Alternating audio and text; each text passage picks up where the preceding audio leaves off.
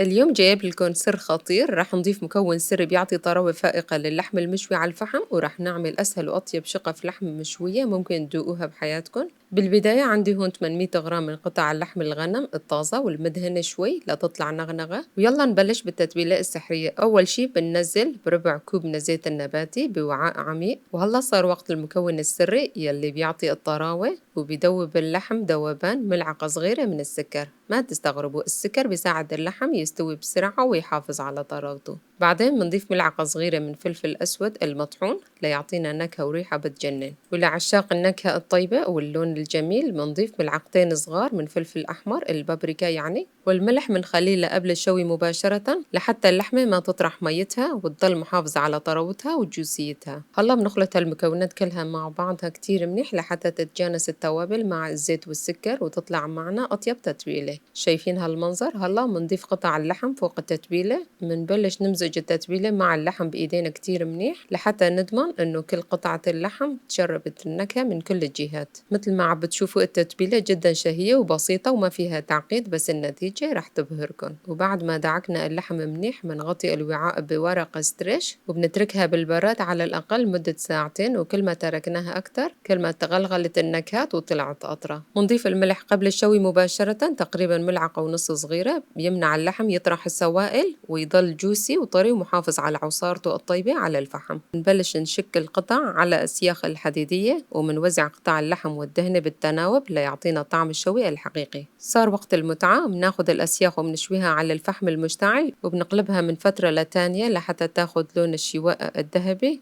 وتستوي من كل الأطراف بدون ما تنشف. الريحة هون ما أحكي لكم واصلة لآخر الشارع. ضروري تجربوا هاي الطريقة وهاي التتبيلة، وألف صحة وعافية على قلوبكم جميعا. والسر كله بهالمكون السحري والملح يلي أضفناه بآخر الدقيقة. ضروري تجربوا هاي التتبيلة وبهاي الطريقة. وإذا عجبكم فيديو اليوم لا تبخلوا علينا بالضغط على زر اللايك واشتراك بالقناة إذا لسه مو مشتركين، وفعلوا زر الجرس لحتى يوصلكم كل شي جديد من وصفاتي. مع السلامة، في أمان الله.